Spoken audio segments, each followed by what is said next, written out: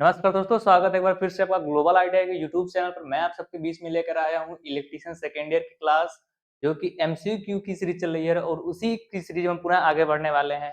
और आपका एज आप लोगों को दिख रहा हो जैसा कि लगभग ये एक सेकेंड 16वीं क्लास है, ठीक है। ये आपकी 16वीं क्लास है और इस क्लास में ऑलरेडी आपको पिछली क्लास में बता चुका हूँ कि आपका फोर्थ सेमेस्टर का क्लास ऑलरेडी चालू हो चुका है, यानी थर्ड सेमेस्टर का हर एक चीज लगभग लगभग क्लियर और कवर हो चुका है, ठीक है।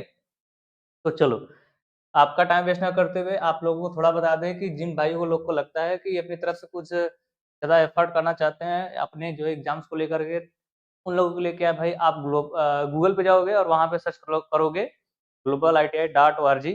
और जैसे ही आप जो है सर्च बार पे क्लिक करोगे, आपके सामने स्क्रॉल खुल के स्टैंडर्ड ऐसा आएगा जैसा कि आपके मोबाइल पे ऐसा ही आएगा, ठीक है।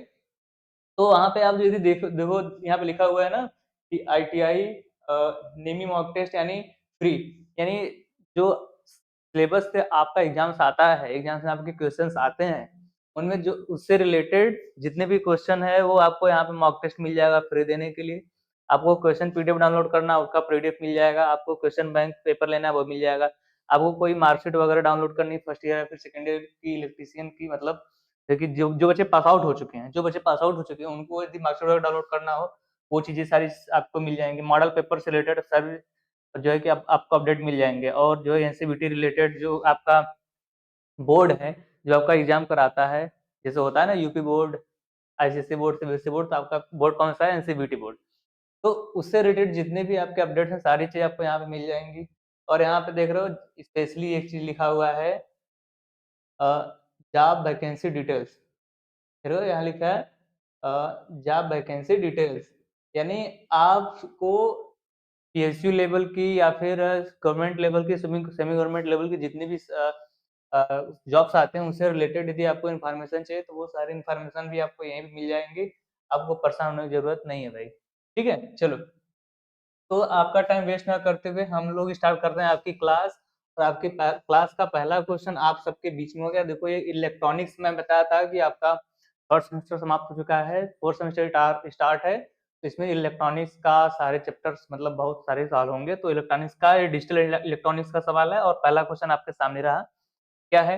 What is the name of the symbol, यानी जो चित्र में दिखाया गया है सिंबल है वो क्या है? यहाँ पे आप देख रहे हो एक गेट है। यहाँ पे आप देख रहे हो क्या है भाई? एक गेट है, ठीक है। और गेट के बाद जो है कि दो इनपुट है। क्या है? दो इनपुट है, लेकिन इसमें एक एक चीज और है कि बबल्स के फॉर्म में है। किस फॉर्म में है भाई? बबल्स के फॉर्म में है। देखो, ये बबल्स, ये बबल्स, ये क्या है? बबल्स। इसका जो आउटपुट यानी इनपुट, एक सेकंड,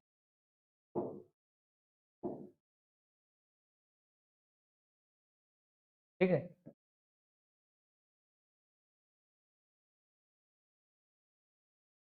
चलो, तो जो इनपुट है, इनपुट ए है और एक इनपुट बी है, दिख रहा है भाई? चलो, हाँ।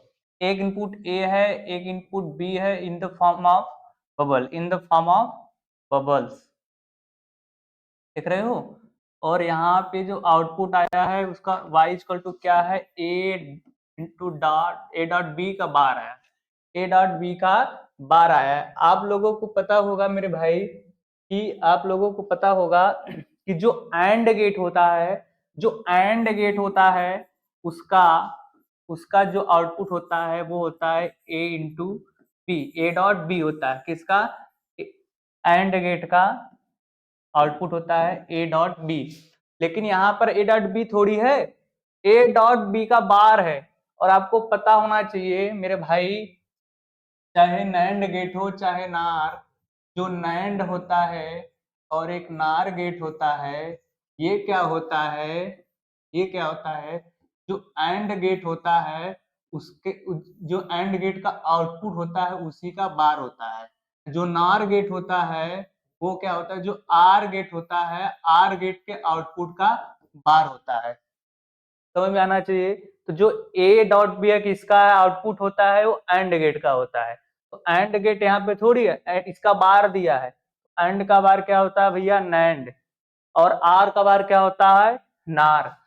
ठीक है, इसको याद रखना। तो इसका आंसर कौन सा हो जाएगा भैया? NAND gate. कौन सा होगा भैया? NAND gate. इस क्वेश्चन का right answer option number D है। मैं आप लोगों को कुछ दिखाया हूं, देखो जैसे यहाँ पे देखो, तो थोड़ा सा मैं बड़ा बड़ा कर लेता हूँ ये, ठीक, ये यहाँ पे,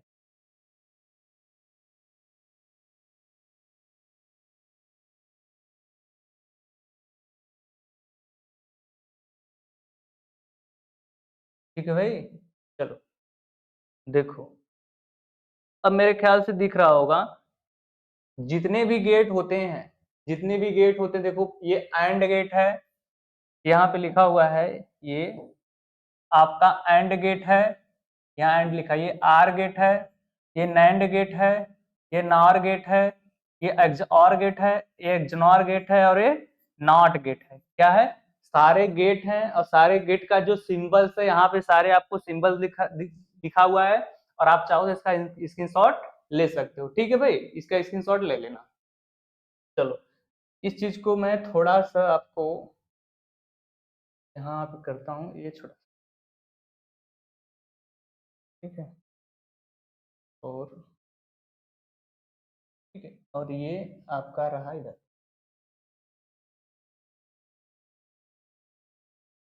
ठीक है, ये दिख रहा है ना? हाँ, अब मेरे ख्याल से दिख रहा है, देखो। तो सारे गेट जितने भी हैं, उन सारे गेट का यहाँ पे मैंने आउटपुट लिखा हुआ है। सारे गेट का मैंने क्या लिखा भाई? आउटपुट लिखा है। देखो ये एंड गेट है, ये क्या है आपका? एंड गेट है, इसका ए और बी इनपुट है, आउटपुट आपका ए इंटू बी आएगा। ठीक है, ये आपका नैंड गेट है, ठीक है, नैंड गेट का ए और बी क्या है? इनपुट है, आउटपुट ए डॉट बी का बार आएगा, जो कि पहले क्वेश्चन में पूछा हुआ था। ठीक है, ये नॉट गेट है, NOT gate work as a inverter, यानी आपने इनपुट ए दिया, आउटपुट ए बार आएगा। ठीक है भाई, ये आपका नॉट गेट है। नॉट हो गया, ये नैंड हो गया, ये आपका एंड गेट हो गया। ठीक है, ये आपका ये आपका कौन सा गेट है भाई? आर गेट है। इनपुट ए और इनपुट बी है, इसका जो आउटपुट होगा ए प्लस बी होगा। क्या होगा भैया? ए प्लस बी, किसका? आर का। अब मैंने अभी बताया है कि आर का बार होगा वो क्या होगा? नार होगा। यहाँ पे जैसे एंड का बार नैंड, आउटपुट ए बी, तो आउटपुट ए बी का बार, ए बी का बार हो जाएगा नैंड में। आर है, आर का आउटपुट ए प्लस बी होगा, लेकिन उस आर का जो बार होगा वो क्या होगा? नार होगा। और नार क्या होगा? यहाँ पे बबल्स लगा हुआ होगा, जो बबल्स लगा हुआ होगा, और आउटपुट क्या होगा? ए प्लस बी का बार होगा, ए प्लस बी का बार होगा। ठीक है, ये आपका एग्जार गेट है, एग्जार गेट का ऐसा सिंबल है। ठीक है, ये इसका इनपुट ए, इनपुट बी, इसका होता है ए एक्सॉर बी। क्या होता है भैया? A XOR B. ठीक है, ये आपका एक्सनॉर गेट है। एक्सनॉर गेट में एक्सॉर ही रहेगा, बस यहाँ पे क्या लग जाएगा? बबल्स लग जाएगा, और ये हो जाएगा ए एक्सनॉर बी। ये क्या हो जाएगा? ए एक्सनॉर बी। तो ये आपका सारे जितने भी गेट्स होते हैं सबका जो है सिंबल है, इसके अलावा कोई गेट नहीं होता है। NOT gate, AND gate, OR gate, NAND, NOR, XOR, XNOR. ठीक है, सारे गेट ये आपके हो गए। इसका चाहो तो आप स्क्रीनशॉट ले सकते हो। ठीक है भाई, चलो अगला क्वेश्चन आपके सामने रहा। तो पिछला क्वेश्चन का आंसर मैं आप लोग बता दिया हूँ कि डी है। ठीक है, अगला देखो, what is the possible component, sorry, what is a passive component, यानी जो इनमें से दिया है उनमें से जो पैसिव कंपोनेंट कौन सा है? मैं इसके बारे में आप लोगों को ऑलरेडी बता चुका हूं मेरे भाई, कि जितने भी सेमीकंडक्टर्स डिवाइस होते हैं वो क्या होते हैं? एक्टिव डिवाइस होते हैं। और पैसिव डिवाइस वो डिवाइस होते हैं, देखो एक्टिव डिवाइस वे डिवाइस होते हैं जो कि स्वयं से एनर्जी का उत्पादन करते हैं, स्वयं एनर्जी फ्लो करा सकते हैं। जितने भी जो है कि आपके सेमीकंडक्टर डिवाइस हैं सर, सारे सारे क्या होंगे? एक्टिव डिवाइस होंगे। जनरेटर क्या है? एक्टिव डिवाइस है। बट जो इंस्ट्रूमेंट, जो डिवाइस एनर्जी खुद से सप्लाई नहीं कर सकते, डिलीवर नहीं कर सकते, उनको अपन क्या बोलते हैं? पैसिव। और पैसिव में क्या होगा? पैसिव में आपका होगा कैपेसिटर, इंडक्टर, ट्रांसफार्मर, ये सब सारे क्या होंगे भाई? पैसिव। यही तो पैसिव ही तो पूछा, ये सारे पैसिव कंपोनेंट हो गए। बाकी जितने भी मैंने बताया कि सेमीकंडक्टर डिवाइस होते हैं, सारे के सारे एक्टिव कंपोनेंट होते हैं, जिसको आप बोलते हो सक्रिय, क्या बोलते हो, सक्रिय एलिमेंट। ठीक है, तो ऑप्शन नंबर डी आपका राइट आंसर होगा। ठीक है भाई, चलो अगला देखो, what is the name of the device symbol. देखो ये तीनों नहीं, इसके बारे में पूछा हुआ है कि ये क्या है। इसका चित्र यदि आप लोगों को नहीं दिख रहा होगा तो मैं बना दूं इसका चित्र इस तरीके से।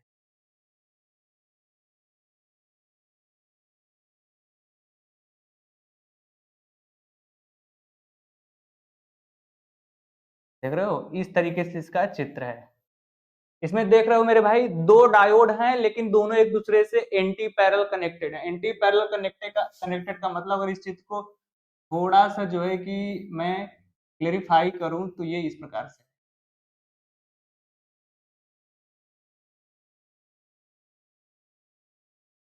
ये इस प्रकार, ठीक है। तो ये क्या है, ये आपका डायक होता है। क्या होता है भैया, डायक। आपसे पूछ देगा कि वो कौन सा डिवाइस है जो दो डायोड को एंटी पैरेलल कनेक्ट करके बनाया जाता है। दो डायोड को एंटी पैरेलल कनेक्ट करके बनाया जाता है, वो क्या होता है, डायक। जो कि जिसकी संरचना ये है, अगर थोड़ा सा डिटेल देखा जाए तो ये है। ऑप्शन नंबर आपका सी क्या है, right answer. Option number C क्या है भाई, राइट आंसर। ये मैंने क्या चित्र बनाया है, देखो यहाँ पे लिखा हुआ है, यहाँ पे क्या मैंने लिखा हुआ है मेरे भाई, एस सी आर। क्या है, एस सी आर। थोड़ा सा मैं इसको बड़ा कर दूं, ये यहाँ पे नीचे दिख रहा है ना। हाँ चलो, ये आपका एस सी आर का चित्र है। पहला ऑप्शन जो है ये एस, ये क्या है भाई, एससीआर का चित्र है। एससीआर में आपसे पूछ दे कितने टर्मिनल होते हैं, आप बोलोगे एससीआर में 3 टर्मिनल होते हैं, एक एनोड, दूसरा कैथोड और तीसरा गेट। ठीक है, ये आपका एससीआर हो गया। और आईजीबीटी क्या होता है, आईजीबीटी का चित्र देखो ये है भाई। आईजीबीटी का भी चित्र ये है। आईजीबीटी का मतलब होता है insulated gate bipolar junction transistor. तो यहाँ पे देख रहे हो, गेट के बीच में थोड़ा सा स्पेस दे दिया गया है। इससे ये क्लियर हो रहा है, इससे ये क्लियर हो रहा है कि जो गेट है क्या है, इंसुलेटेड है। क्या है, इंसुलेटेड है। तो ये आपका आईजीबीटी का चित्र है। ठीक है भाई, चलो। और ये जो थर्ड ऑप्शन है ये क्या है, ट्रायक है। ये क्या है, ट्रायक है। आपसे पूछ दे भाई ट्रायक क्या होता है, तो देख रहे हो यहाँ पे मेरे भाई, यहाँ पे देख रहे हो ट्रायक कैसा है। ट्रायक देखो, एक मैंने जो है कि एससीआर बना दिया, ये ऐसे ही तो होता है एससीआर, और दूसरा मैंने एससीआर बना दिया ये। ठीक है,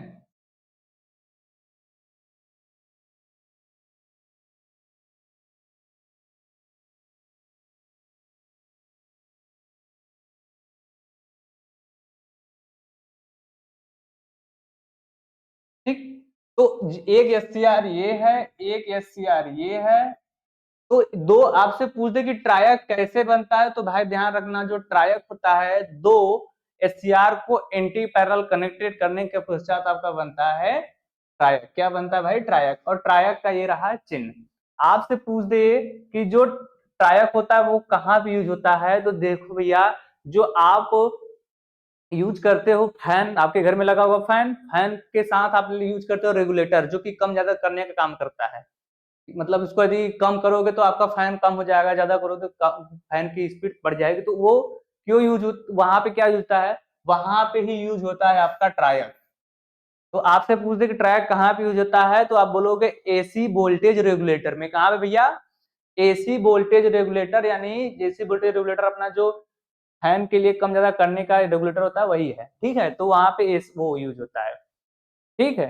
और डायक कहाँ यूज होता है, डायक आप देख रहे हो, जो आपका डायक है ये यहाँ पे, जो डायक है ये यहाँ पे देख रहे हो आप, ट्रायक में एक गेट लगा हुआ है। तो गेट के, जो ट्रायक है, ट्रायक के गेट को ट्रिगरिंग करने के लिए यूज किया जाता है आपका डायक। क्या, ट्रायक के गेट को ट्रिगरिंग पल्स देने के लिए यूज किया जाता है आपका डायक। ठीक है भाई, चलो। तो ये इस क्वेश्चन से रिलेटेड जो है कि आपके सारे एससीआर का चित्र मैंने बता दिया, आईजीबीटी का बता दिया, डायक का दिया था, ट्रायक का बता दिया।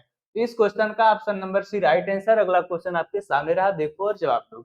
How many characteristics are in hexadecimal number system, यानी हेक्साडेसिमल नंबर सिस्टम में कितने कैरेक्टरिस्टिक्स होते हैं।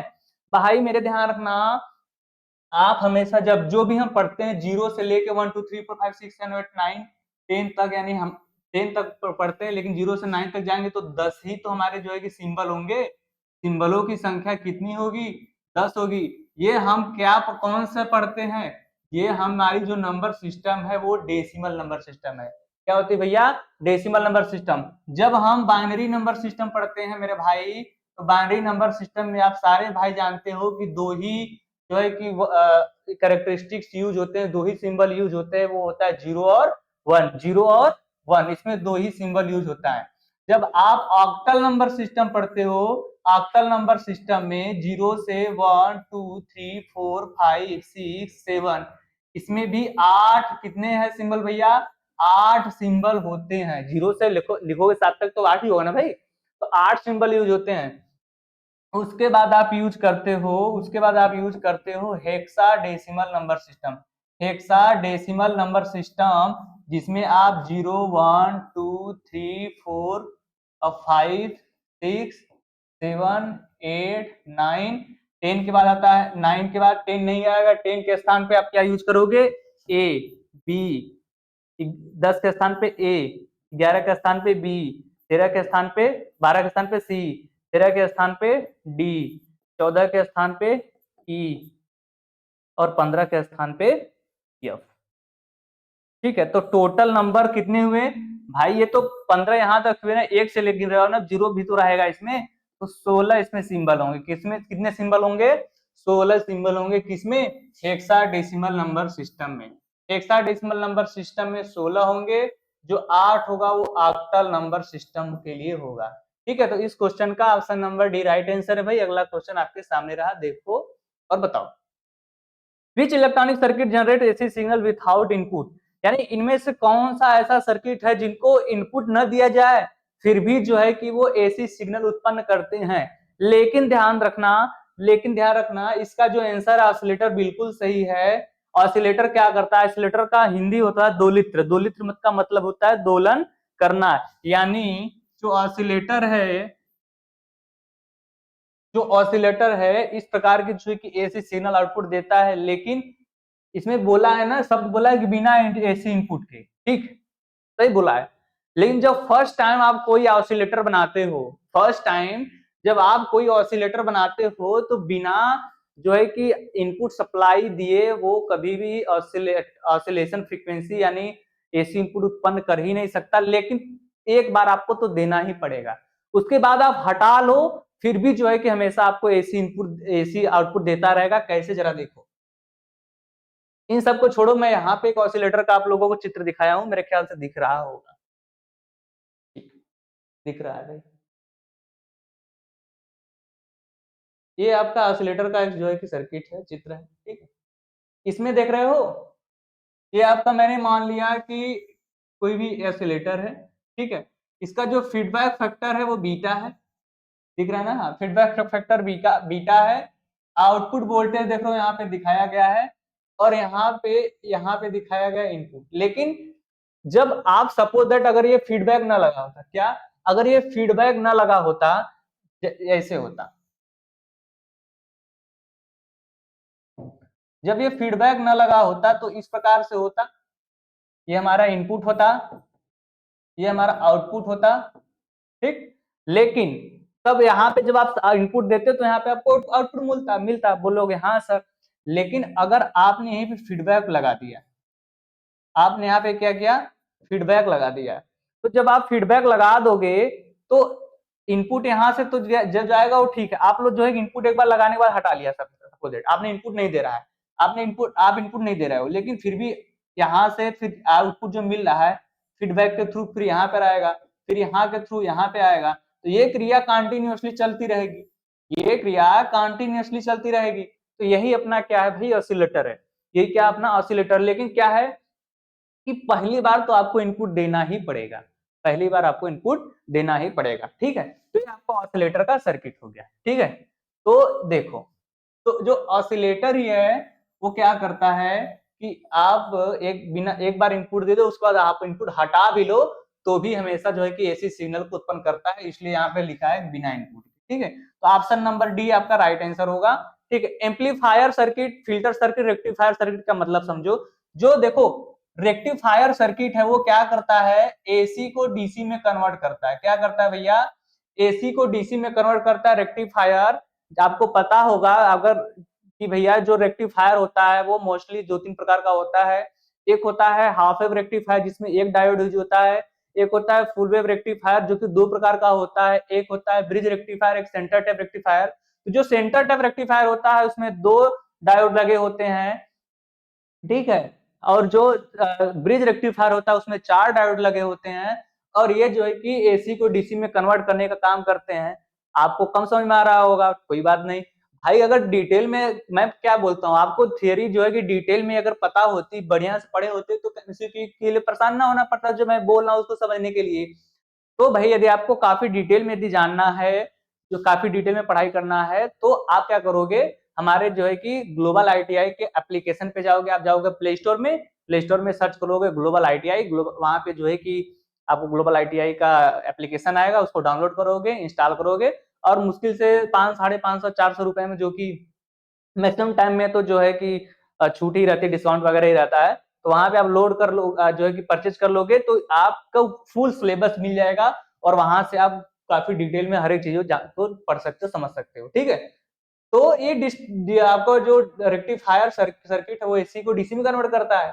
फिल्टर सर्किट क्या करता है, फिल्टर सर्किट क्या करता है मेरे भैया, जब आप एसी को डीसी में कन्वर्ट करोगे, सपोज दैट मैंने मान लिया आपने फुल वेव रेक्टिफायर लगाया, तो आपका आउटपुट ऐसा ही आता है। लेकिन आपको पता है कि जो डीसी होती है वो ऐसा थोड़ी थी, डीसी तो ऐसा होती है जैसा अभी को मैं बनाया। तो भाई इसका मतलब क्या, इसमें रिप्पल है। इसका मतलब क्या है, इसमें रिप्पल है, इसका मतलब यह है कि कंप्लीटली डीसी नहीं है। तो इस रिप्पल वाली डीसी को जो है कि प्योर डीसी में कन्वर्ट करने का काम, यानी रिपल को हटाने का काम कौन करता है, फिल्टर सर्किट करता है। क्या करता है भैया, फिल्टर सर्किट। तो ये भी गलत हो गया, ये भी गलत हो गया, ऑप्शन नंबर डी सही है। एम्पलीफायर सर्किट क्या होता है, एम्पलीफायर का मतलब होता है प्रवर्धक। हिंदी में क्या होता है, प्रवर्धक। प्रवर्धक का मतलब क्या होता है मेरे भैया, बढ़ाना। प्रवर्धक का मतलब क्या हुआ, बढ़ाना। इसका मतलब यह है कि जो एम्पलीफायर सर्किट है वो करंट हो गया, चाहे वोल्टेज हो गया, चाहे पावर हो गया, उसको एम्पलीफाई करने का काम करता है, यानी प्रवर्धित करने का काम करता है, यानी बढ़ाने का काम करता है। ठीक है, तो इन सारे ऑप्शन में तो भाई आपका राइट आंसर डी हो गया एम्पलीफायर सर्किट का। मैं आपको जो है कि एक छोटा सा चित्र आपको इधर दिखाया हूँ, देखो छोटा सा चित्र मैं आपको इधर दिखाया हूँ एम्पलीफायर सर्किट का। ठीक है, देखो जैसे ये मेरा एक एम्पलीफायर सर्किट है, मैं आपको यहाँ पे दिखा दूं। ठीक है, ये दिख रहा है, चलो ये आपका एक क्या है, एम्पलीफायर सर्किट है। ये क्या है, एम्पलीफायर सर्किट है, जो कि देख रहे हो यहाँ पे इनपुट है, यहाँ पर कैपेसिटर लगा हुआ है, यहाँ पर रेजिस्टेंस, यहाँ पर रेजिस्टेंस, यहाँ का जो है कि ट्रांजिस्टर, यहाँ पर रेजिस्टेंस, यहाँ पर रेजिस्टेंस, यहाँ पे आपका स्पीकर, यहाँ पे अपने सप्लाई वोल्टेज दिया। इसका मतलब यह है कि जब आप गांव वगैरह में देखे होगे अपने घर मोहल्लों में कि भाई अब जो है कि साउंड वगैरह यूज होता है, स्पीकर वगैरह यूज होता है, उसको कम ज्यादा करते हैं। तो कम ज्यादा करने का काम ही क्या कहलाता है, कम करने का काम मतलब एम्पलीफाई, एटेन्यूएट करना, यानी कम करना, उसको बोलते हैं एटेन्यूएटर। अब बढ़ाने का मतलब एम्पलीफाई करना, उसको बोलते हैं एम्पलीफायर। तो वही जो पूरा चित्र वहां पे है, जो पूरा यहाँ पे सर्किट यहाँ दिया गया है, यही टोटल का टोटल सर्किट भाई कहाँ पे यूज होता है, भाई आपके जी टोटल का टोटल सर्किट जैसा यहाँ पे है, सेम टू सेम वही सर्किट यहाँ पे यूज होता है। आप जो है सप्लाई वोल्टेज कनेक्ट करते हो, ये आपका जो है कि स्पीकर लगा हुआ है, इसको कम और ज्यादा करने का काम, यानी पावर को बढ़ाने का काम कौन करता है, एम्पलीफायर करता है, एम्पलीफाई करता है। तो यहीं से आप जो है कि वोल्टेज स्पीकर की आवाज को, साउंड को कम और ज्यादा कर सकते हो। ठीक है, तो ये एम्पलीफायर सर्किट है। चलो, तो इस क्वेश्चन का आंसर डी सही था भाई। अगला क्वेश्चन देखो, which instrument provides a visual representation of measured or tested quantity, यानी इनमें से कौन सा उपकरण है जो कि क्या करता है, किसी भी मापी गई मात्रा का जो है कि विजुअल यानी दर्शाता है। तो आपको पता होना चाहिए, जब आप इंस्ट्रूमेंटेशन पढ़े होंगे तो वहां पे आप बहुत सारे प्रकार के इंस्ट्रूमेंट पढ़े होंगे, indicating type, recording type, primary, secondary, और जो है कि रिकॉर्डिंग जो ठीक है। तो उन सारे में से जो आपका रिकॉर्डिंग टाइप में आता है वो क्या होता है, जिसे आप वो देखो अल्ट्रासाउंड का जो ग्राफ आता है वो क्या रिकॉर्डिंग टाइम इंस्ट्रूमेंट होता है। तो वहीं एक होता है आपका ऑसिलोस्कोप, जिसको आप बोलते जिसको आप क्या बोलते हो, ऑसिलोस्कोप। तो जो आज कैथोड रे कैथोड सीआरटी या फिर सीआरओ बोलते हो, तो सीआरओ होता है वो भी जो है कि ग्राफ में रूप में दिखाता है किसको, फ्रीक्वेंसी को, वोल्टेज को, करंट को, ठीक है। तो वहां जो ये आपका पूछा है ना कि परिलक्षित मात्रा का दृश्य प्रतिनिधित्व करता है यानी दर्शाता है, तो वो कौन सा दर्शाने का काम करता है भाई, आपका CRO, cathode ray oscilloscope, CRO, cathode ray oscilloscope. आपसे पूछ देगा कि जो कैसे, देखो मैंने यहाँ पे थोड़ा सा चित्र भी बना दिखा दिया है आपको कि सीआरओ का कैसा होता है। देखो सीआरओ का आपसे पूछ देगा जो सीआरओ का हार्ट है, सीआरओ का हार्ट जिसको आप हृदय बोलते हो, उसको वो कौन होता है, वो होता है सीआरटी। सीआरटी का मतलब होता है कैथोड रे ट्यूब। क्या होता है भैया, कैथोड रे ट्यूब, ठीक है। और ये कैथोड रे ट्यूब जो है ये यही वाला है, जो कैथोड रे ट्यूब है ये यही है, ठीक है। और इसको ऑपरेट कराने के लिए देखो यहाँ पे जो है कि डिले लाइन, वर्टिकल एम्पलीफायर, जो है कि trigger circuit, timeless generator, horizontal amplifier, सारे के सारे जो है कि सिस्टम लगे हुए हैं, ठीक है। तो ये जो है कि क्या करता है भाई कि फ्रीक्वेंसी को, वोल्टेज और करंट को जो है कि ग्राफ के रूप में दिखाने का काम करता है। एक क्वेश्चन इससे इंपॉर्टेंट काफी है कि पूछा जाता है कि जो सीआरओ होता है वो कौन सी वैल्यू को मापता है। तो भाई ध्यान रखना, आप जितने पढ़े हो वहां पे आप आरएमएस वैल्यू जानते हो, पीक वैल्यू जानते हो, एवरेज वैल्यू जानते हो, लेकिन जो आपका सीआरओ होता है, सीआरओ जो होता है भैया वो पीक टू पीक वैल्यू को मापने का काम करता है, ठीक है। पीक टू पीक वैल्यू को मापने का काम करता है कौन, सीआरओ, ठीक है। तो इस क्वेश्चन का आंसर ऑप्शन नंबर सी आपका क्या होगा, राइट आंसर हो जाएगा, ठीक है। अगला क्वेश्चन आपके सामने रहा, देखो और बताओ। What is the name of amplifier, यानी जो चित्र में दिखाया गया एम्पलीफायर वो क्या है। तो देखो यहाँ पे जो है कि एक ट्रांसफार्मर लगा हुआ है, और ट्रांसफार्मर का जो सेकेंडरी वाइंडिंग है, देख रहे हो ना, दिख रहा है, हाँ। जो ट्रांसफार्मर की सेकेंडरी वाइंडिंग है उसको सेंटर टेप किया गया है, ठीक है। सेंटर टेप करने के पश्चात एक जो है कि बीजेटी इधर है, एक जो है कि ट्रांजिस्टर बीजेटी इधर है, ठीक है। और इसका आउटपुट वोल्टेज यहाँ पे मिल रहा है, ठीक है। तो यहाँ पे जो है कि एक बार पल्स दी जा रही है, एक बार पल्स यहाँ पे दी जा रही है, तो ठीक है। ये क्या है, class B push pull amplifier, क्या है, class B push pull amplifier. देखो एम्पलीफायर जो है कि एक होता है क्लास ए एम्पलीफायर, एक होता है क्लास बी एम्पलीफायर, और एक तीसरा होता है क्लास ए बी एम्पलीफायर, फिर क्या होता है क्लास सी और क्लास डी एम्पलीफायर, ठीक है। तो इससे जो ए ऑप्शन नंबर बी आपका right answer class B push pull amplifier है, इससे रिलेटेड कुछ इंपॉर्टेंट क्वेश्चन है, और सबसे इंपॉर्टेंट क्वेश्चन जो है मैं वो आपको पहले डिस्कस करूंगा। जो सबसे इंपॉर्टेंट क्वेश्चन है वो मैं आपको सबसे पहले डिस्कस करूंगा। देख रहे हो, दिख रहा है ना, हाँ चलो, दिख रहा है मेरे ख्याल से, हाँ दिख रहा है।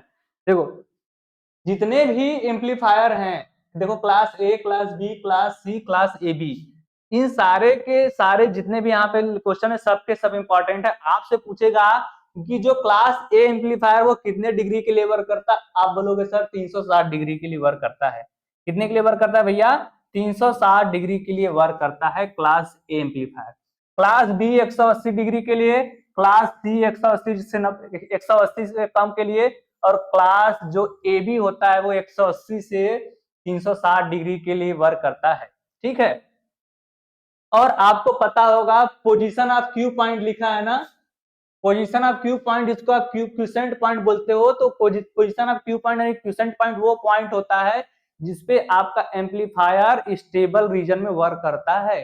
तो वही पूछ रहा है कि भाई लिखा हुआ है कि जो क्लास ए एम्पलीफायर होता है उसका क्यू पॉइंट कहाँ होता है, तो centre of load line, centre, जैसे आपकी लोड लाइन होती है ना भैया, नहीं पता होगा, वही तो मैं कह रहा हूँ। अगर आपको नहीं पता है चीजें चीजें आपको नहीं पता है, VCQ कमा जीरो, यहाँ जीरो कमा VCQ, अगर मैं वही आपका कह रहा है चीजें आपको नहीं पता है, क्यों, क्योंकि आप जो है कि थ्योरी नहीं पढ़े हो। तो थ्योरी को डिटेल में पढ़ने के लिए भाई थोड़ा सा आपको जो है कि एफर्ट तो करना पड़ेगा, ठीक है, तब आपको चीजें काफी बेहतर समझ में आएंगी। तो जो ए क्लास एम्पलीफायर होता है उसका क्यूसेंट पॉइंट किस पे होता है, सेंटर पे, और जो क्लास बी एम्पलीफायर होता है उसका एक्स पे, और जो क्लास सी होता है एक्स से नीचे होता है, और क्लास जो ए बी होता है वो above x but below the centre of load line, यानी जो सेंटर के, जब लोड लाइन के सेंटर के जो नीचे होता है लेकिन एक्स के ऊपर होता है, यानी इधर होता है, ठीक है, वही सब आपको लिखा हुआ है, ठीक है। अगला देखो इफिशियंसी से कई बार क्वेश्चन पूछ देगा डायरेक्टली कि जो क्लास ए एम्पलीफायर है उसका एफिशिएंसी कितना होता है, आप बोलोगे सर पुअर होता है, कितना होता है 25 से 50%, ठीक है। और जो क्लास बी होता है उसका 78.5, जो सी होता है उसका भी 78.5 से 90 के बीच में होता है, यहाँ पे नहीं लिखा है कोई बात नहीं। जो क्लास ए बी होता है वो कितना होता है, उसका जो एफिशिएंसी होती है वो 50 से 78% होती है, ठीक है। डिस्टॉर्शन देखो, ये भी क्वेश्चन सब इंपॉर्टेंट क्वेश्चन है, ए में कोई डिस्टॉर्शन नहीं होता है, बी में तो ए से कहीं ज्यादा डिस्टॉर्शन होता है, सबसे ज्यादा जो डिस्टॉर्शन होता है वो किस में होता है, सी में होता है, यहाँ पे प्रेजेंट मतलब इसमें थोड़ा होता है, ठीक है। और देखो बाकी तो हाँ बाकी ठीक है। एक सेकंड, ठीक है। और इसका जो आउटपुट ग्राफ जिसको मिलता है देखो यहाँ पे 360 डिग्री क्लेवर करता है, यहाँ पे लिखा हुआ है ये 180 डिग्री के लिए, यहाँ पे 180, ये लेस देन 180, 180 देखो यहाँ पे कम के लिए वर्क किया है, ये जो है कि ग्रेटर 180 से 360 के बीच में, देखो 180 से 360 के बीच में वर्क किया है। तो आपको ये सबसे इंपॉर्टेंट पूछा जाने वाला क्वेश्चन है, आप इसको एक बार स्क्रीनशॉट ले लो, ठीक है। स्क्रीनशॉट लेने के पश्चात मैं आपको बाकी सारे जितने भी ऑप्शंस दे उसके बारे में थोड़ा सा मैं आपको डिस्कस करा दे रहा हूँ, ठीक है। चलो अगला देखो, तो इस क्वेश्चन का आंसर ऑप्शन नंबर बी क्या होगा भाई, राइट आंसर। पहला ऑप्शन है कॉमन, पहला ऑप्शन क्या है भैया, कॉमन अमीटर एम्पलीफायर। तो देखो कॉमन अमीटर एम्पलीफायर आपका यही है, ये क्या है, कॉमन अमीटर एम्पलीफायर, इसी के बारे में हम लोग पढ़ते हैं मैक्सिमम केसेस में, ठीक है। अगला ये जो है कि कॉमन कलेक्टर एम्पलीफायर, तो देखो कॉमन कलेक्टर एम्पलीफायर आपका ये है, ठीक है। और क्या है, क्लास ए बी पुशपुल एम्पलीफायर, तो देखो क्लास ए बी पुशपुल एम्पलीफायर का चित्र आपको ये है, सॉरी ये क्लास ए बी पुशपुल एम्पलीफायर के लिए, सॉरी तब मैंने, ये आपका A B, class A B के लिए एम्पलीफायर के लिए है, ये कॉमन कलेक्टर के लिए है, कलेक्टर के लिए है, और ये कॉमन अमीटर के लिए, कॉमन अमीटर के लिए भाई ये है, ठीक है। ये कॉमन अमीटर के लिए जहां लिखा हुआ है कॉमन अमीटर एम्पलीफायर, ये क्लास ए बी एम्पलीफायर, ये कॉमन कलेक्टर के लिए। और जो मैं बता रहा था कि जो क्लास बी का जो आउटपुट होता है, देखो यहाँ पर दिखाया गया है कि कैसे कैसे वर्क करता है 360 डिग्री 180 डिग्री के लिए, ठीक है। तो ये आपका उसका ग्राफ है, ठीक है। तो इस क्वेश्चन का answer option number B right answer. अगला क्वेश्चन आपके सामने रहा, देखो what is the formula to calculate the resonance frequency in oscillator circuit. Oscillator circuit में रेजोनेंस फ्रीक्वेंसी ज्ञात करने के लिए कौन सा फार्मूला यूज होता है, तो आप लोग ऑलरेडी पढ़ चुके हो कि रेजोनेंस फ्रीक्वेंसी जो होती है वो क्या होता है, 1/2 पाई अंडर रूट एलसी होता है, 1/2 पाई अंडर रूट एलसी, तो 1/2 pi under root LC, option number C right answer है। अगला क्वेश्चन आपके सामने, इसमें कुछ सोचना ही नहीं था, ठीक है। देखो what is the minimum voltage required in the base emitter junction to conduct the silicon transistor, यानी सिलिकॉन ट्रांजिस्टर के संचालन के लिए बेस एमिटर जंक्शन में न्यूनतम वोल्टेज कितनी होनी चाहिए। तो देखो भाई न्यूनतम बेस एमिटर, जैसे ये मैंने आपका एक बना दिया अमीटर, बेस कलेक्टर, ये आपका एक मैंने बीजेटी बना दिया, ठीक है। तो ये पूछ रहा है कि अमीटर बेस जंक्शन में न्यूनतम वोल्टेज, ये न्यूनतम वोल्टेज कितना होना चाहिए, किसके लिए, सिलिकॉन के लिए। तो ये फिक्स डेटा है, इसको तो आपको याद करना ही पड़ेगा, 0.6 से 0.7 वोल्ट। तो ऑप्शन नंबर सी क्या होगा भाई, राइट आंसर। अगला क्वेश्चन देखो, व्हाट इज द मिनिमम और maximum value of resistor with 4 colour band, red, violet, orange and gold, यानी जो रेड, फिर क्या है, वायलेट है, फिर क्या है, रेड है, वायलेट है, फिर ऑरेंज है, फिर क्या है, गोल्ड है। तो आपको पता होना चाहिए कि भाई BB, Roy, GB, very good, wife, gold, silver. तो ये 0, ये 1, ये 2, ये 3, ये 4, ये 5, ये 6, ये 7, ये 8, ये 9। इसका यदि गोल्ड और सिल्वर का, वो गोल्ड का देखे जो है कि क्या नाम से इसको बोलते हैं, टॉलरेंस, तो वो 5% और सिल्वर का 10% होता है। तो देखो भाई गोल्ड का टॉलरेंस कितना होता है, आप बोलोगे सर 5% प्लस माइनस। उसके बाद ऑरेंज जो है, ऑरेंज का जो है कि कितना, 10 घाते 3, यहाँ पर मल्टीप्लायर लिखते हैं, आपको लोग पता होगा बूढ़े। वायलेट का वायलेट क्या है भाई 7, और रेड का कितना है 2, यानी 27,000 प्लस माइनस 5%। तो भाई इसका ये तो ऑप्शन में है ही नहीं है, तो मैक्सिमम और मिनिमम पूछा है। तो भाई 27,000 का आप 5% निकालोगे, 5% निकालोगे तो यहाँ पे 20 बचेगा, 2 से यहाँ कट जाएगा, ये कितना आएगा, 2 कम 2, 2 3 6, 1 2 5 10, 1350। यानी 2700 में से 27,000 में से 1350 आप घटाओ, कितना आएगा, 0 5 9 से 3 गया 6, यहाँ कितना आ गया भाई, 6 से गया 5, 2565 से लेकर के यहाँ आप जोड़ दो 27,000 माइनस प्लस 1350, प्लस 1350 करें तो 0 5 3 8 2, यानी 28,350। मिनिमम और मैक्सिमम ये तो कौन सा दिख रहा है भाई, ऑप्शन नंबर सी क्या भाई आपका राइट आंसर। अगला देखो, what is the reason for barrier voltage is more in silicon material. Silicon material में बैरियर वोल्टेज जो है कि यहाँ पे मोर है ना, वोल्टेज अधिक का क्या कारण है, आप अधिक ने लिखा है लिख लो, अधिक होने का क्या कारण है। तो देखो भाई आप लोगों को पता होगा जो सिलिकॉन वोल्टेज, सिलिकॉन है उसका जो है कि परमाणु क्रमांक जर्मेनियम से कम होता है, तो इस रीजन से ही आपका जो बैरियर वोल्टेज है वो अधिक होता है। बैरियर वोल्टेज अधिक का मतलब यह है कि उसकी चालन कम होती है, तो ये कहने का मतलब जो सिलिकॉन है उसकी चालकता जर्मेनियम की अपेक्षा कम होती है। तो ऑप्शन नंबर ए क्या भाई right answer, lower atomic number. अगला देखो, what is the reason for winded barrier in reverse bias diode, यानी रिवर्स बायस डायोड में चौड़ी बाधा का क्या कारण है। तो देखो रिवर्स बायस का मतलब समझो जरा सा मेरे भाई, जैसे कि मैंने एक पीएन जंक्शन डायोड बना दिया, क्या बना दिया, एक पीएन जंक्शन डायोड बना दिया, तो वही बोल रहा है रिवर्स बायस डायोड में जो आपका जंक्शन होता है, पीएन जंक्शन के बीच में जो पीएन के बीच में मटेरियल के बीच में जो जंक्शन होता है जिसको आप बैरियर वोल्टेज बोलते हो, क्या बोलते हो, बैरियर वोल्टेज। तो पूछ रहा है कि रिवर्स बायस में क्यों जाता है, ज्यादा हो जाता है। तो रिवर्स बायस का मतलब यह होगा पी को आप निगेटिव से जोड़ो और एन को पॉजिटिव से जोड़ो, ठीक है। तो जो आपको पता है होगा मेरे भाई, जो एन टाइप मटेरियल होता है उसमें नंबर ऑफ इलेक्ट्रॉन की अधिकता होती है, यानी इलेक्ट्रॉन इधर अधिक है, ठीक है। जो पी टाइप मटेरियल होता है उसमें होल की अधिकता अधिक होती है, यानी होल यहाँ पे अधिक है। और आपको पता है कि जो होल होता है वो पॉजिटिव चार्ज कर रही होता है, इलेक्ट्रॉन क्या होता है, निगेटिव चार्ज कर रही होता है। इसका अब बताओ मेरे भाई, जब ये पॉजिटिव इधर से इधर जाएगा, ठीक है, ये पॉजिटिव इधर से इधर जाएगा और जो है कि निगेटिव आपका इधर से इधर जाएगा, ठीक है।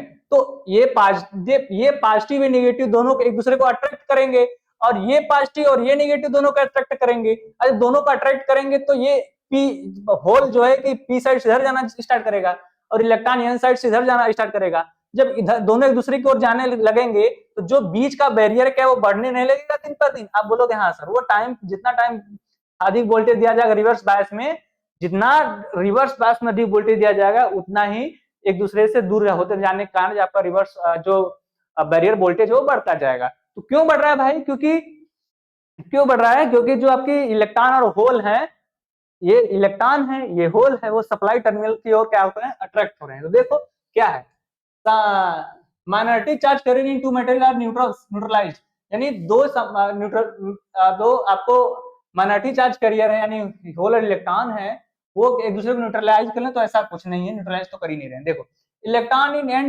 N material is drifted to positive terminal, नहीं ऐसा कुछ नहीं हो रहा है, ठीक है। तो देखो एक शब्द होता है ड्रिफ्टेड, ड्रिफ्ट, और एक होता है डिफ्यूजन। ड्रिफ्ट का मतलब ये होता है कि high voltage to low voltage की ओर गति करना, क्या कहलाता है, आपका ड्रिफ्ट कहलाता है। और डिफ्यूजन का मतलब होता है high concentration to low concentration की ओर जाना, क्या कहलाता है, डिफ्यूजन कहलाता है। तो यहाँ पे जो ड्रिफ्ट और डिफ्यूजन का मतलब ही नहीं है, ठीक है। Hole in P material attracted to negative terminal, यानी P side P type material में जो होल है नेगेटिव टर्मिनल की ओर आकर्षित हो रहे हैं। तो देखो जो पी टाइप में वो होल है नेगेटिव टर्मिनल की ओर आकर्षित कर रहे हैं, ये तो ठीक है। लेकिन अगला ऑप्शन देखो, holes and electrons are attracted towards supply terminal, यानी इलेक्ट्रॉन्स और होल सप्लाई टर्मिनल की ओर, यहाँ पूरा लिखा नहीं, की ओर आकर्षित हो रहे हैं।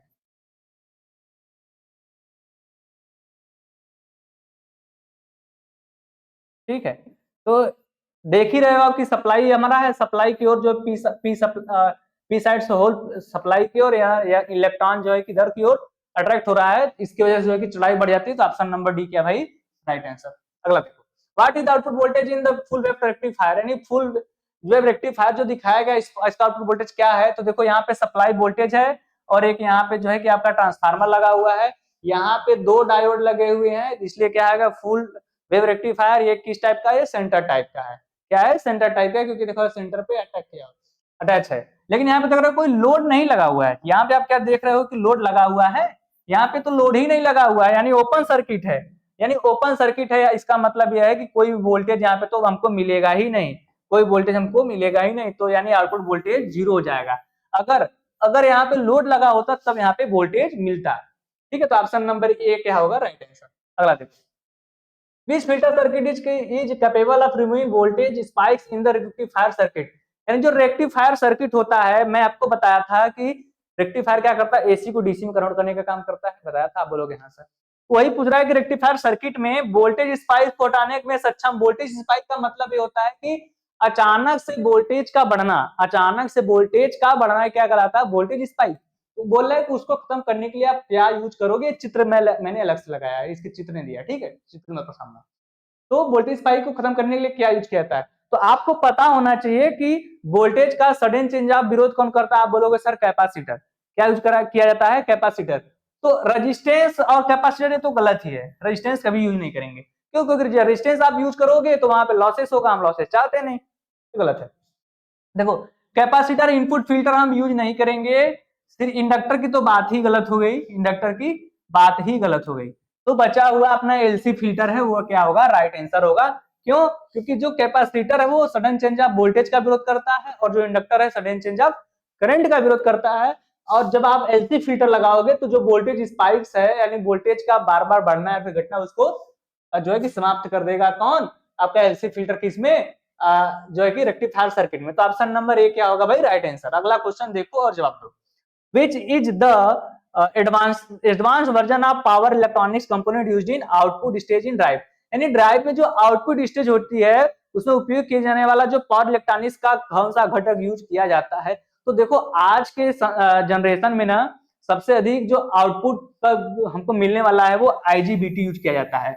आप लोग देखे होंगे कि अपने वर्कशॉप में जाकर देखोगे तो वहां पे एक जो है कि जहाँ पे आप लोग वर्कशॉप में जो है कि आप लोग प्रैक्टिस करते हो, तो वहां पे लिखा होता है, प्रैक्टिकल करते हो तो वहां पे जो है कि मशीन लगी होगी और उसमें लिखा होगा कि आईजीबीटी कंट्रोल सिस्टम। तो वहां आईजीबीटी के थ्रू आप क्या करते हो, आईजीबीटी के थ्रू आप क्या करते हो भाई, कंट्रोल करते हो मोटर की स्पीड वगैरह को।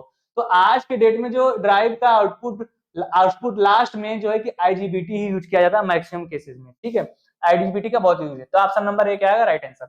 How the decimal number can be converted in binary number system, यानी डेसिमल नंबर सिस्टम कोई दिया है, जैसे मैंने मान लिया 25, इसको आप पूछ दिया जाए कि आपको बाइनरी नंबर सिस्टम में कन्वर्ट करो तो क्या करते हो भाई, आप लोग 2 से भाग देते हो।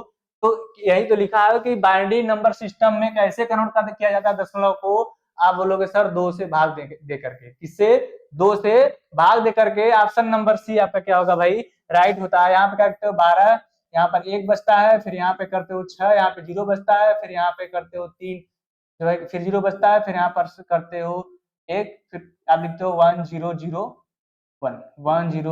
1 ऐसा आप लिखते हो। तो ये कौन सा क्या यूज करते हो भाई, आप 2 का भाग देते हो, ठीक है। अगला देखो, what is the purpose of using binary coded decimal system in digital circuit, digital circuit में बीसीडी कोड का यूज क्यों किया जाता है। देखो बीसीडी कोड का मतलब होता है बाइनरी कोडेड डेसिमल, क्या, बाइनरी कोडेड डेसिमल होता है बीसीडी का फुल फॉर्म। तो वही पूछ रहा है कि डिजिटल सिस्टम यूज क्यों करते हो, क्यों, क्योंकि भाई ये जो बीसीडी कोड होता है वो डेटा को स्टोर करने का काम करता है। क्या करता है? डेटा को स्टोर करने का काम करता है।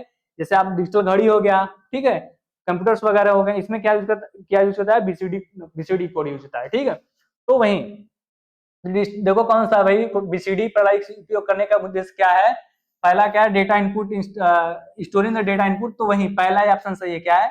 डेटा को स्टोर करने का काम करता है, ठीक है। तो ऑप्शन ए नंबर क्या होगा आपका राइट आंसर। अगला क्वेश्चन देखो, which logic gate refer the truth table, यानी जो ट्रूथ टेबल यहाँ पर दिया गया है वो किस टेबल का दिया गया है? ये किस टेबल का दिया गया? मैं सारे जो है कि टेबल के बारे में आपको, ट्रूथ टेबल के बारे में मैंने यहाँ पे बताया हुआ है, ठीक है भाई। सारे जो है ट्रूथ टेबल के बारे में मैंने यहाँ बताया हुआ है, देख रहे हैं, दिख रहा है ना? आप एक बार चाहो तो इसका स्क्रीनशॉट ले सकते हो, ठीक है। स्क्रीनशॉट आप चाहो तो ले सकते हो। देखो यहाँ पे एक है नॉट गेट,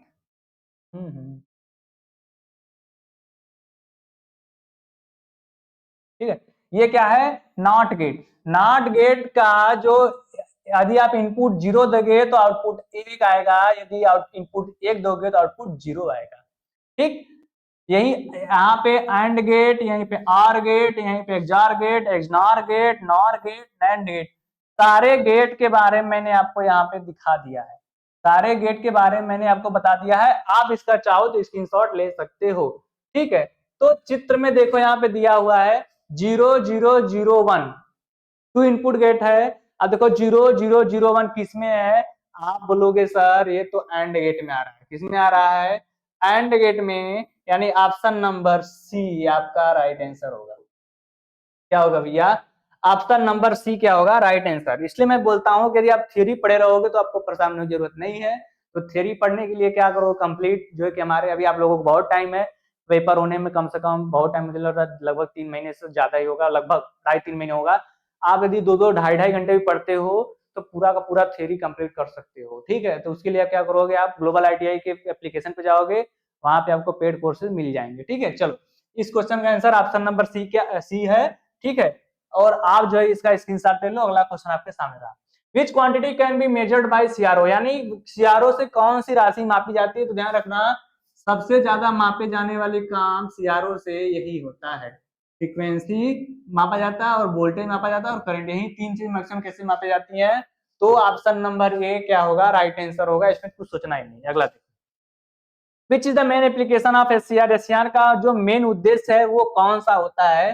तो देखो भाई, जो एससीआर और आईजीबीटी दो ऐसे जो है कि और इलेक्ट्रॉनिक डिवाइसेस हैं जिनका यूज हम मैक्सिमम केसेस में मोटर को स्पीड कंट्रोल करने के लिए ही किया जाता है, ठीक है। और आपको पता होना चाहिए कि जो एक एससीआर होता है, वो जो एक एससीआर होता है, सिर्फ एक एससीआर 3 किलो एम्पियर करंट को जो है कि क्या कर सकता है? 3 किलो एम्पियर करंट को कहेगी अपने अंदर आराम से फ्लो करवा सकता है। इसकी ये पावर यानी क्षमता होती है, ठीक है। तो ये एससीआर का क्वालिटी है। तो स्पीड कंट्रोल ऑफ मोटर, यानी मोटर की स्पीड कंट्रोल करने के लिए एससीआर का मुख्य यूज किया जाता है। और जो है कि ऑसिलेटर के रूप में आप तो जो है कि जानते हो बीजेटी वगैरह यूज किया जाता है, एम्पलीफायर में बीजेटी का, ठीक है। तो ये सब तो गलत ही बिल्कुल है। तो option number D right answer है। अगला चलो, तो उम्मीद करता हूं आप लोगों को क्लास काफी बेहतर समझ में आया होगा। तो इलेक्ट्रॉनिक्स है, इलेक्ट्रॉनिक्स को थोड़ा सा आप जो है कि थ्योरी पढ़ के जो है कि समझने की कोशिश करें। और मैं अपनी तरफ से काफी बेहतर कोशिश किया हूं कि आप लोग जो है कि इसको समझो, ठीक है। तो मिलते हैं भाई नई वीडियो में, नई क्लास में, नई ऊर्जाओं के साथ। तब तक के लिए नमस्कार, धन्यवाद।